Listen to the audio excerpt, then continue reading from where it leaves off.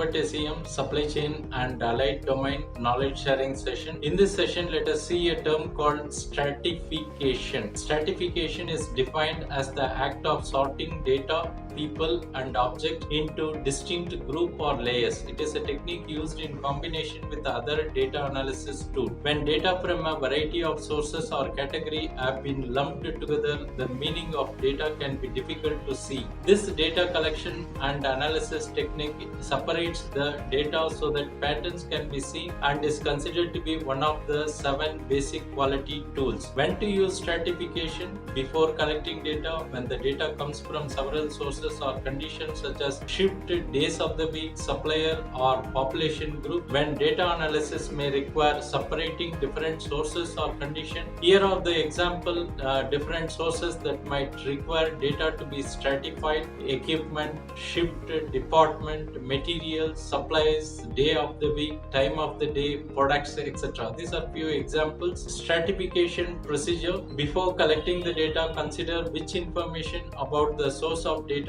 might have an effect on the result. Set up the data collection so that you collect the information as well. Number 2, when plotting or graphing the collected data on a scatter diagram, control chart, histogram or other analysis tool, use different marks or colors to distinguish data from various sources. Data that are distinguished in this way are said to be stratified. Analyze the subsets of stratified data separately. For example, on a scatter diagram where the data are stratified into data from source 1 and data from source 2, draw quadrants, count points and determine the critical value only for data from source 1, then only from source 2. Stratification example: a manufacturing team drew a scatter diagram to test whether product purity and iron contamination were related, but the plot did not demonstrate a relationship. Then a team member realized that the data come from 3 different reactors. Then a team member retrieved the diagram using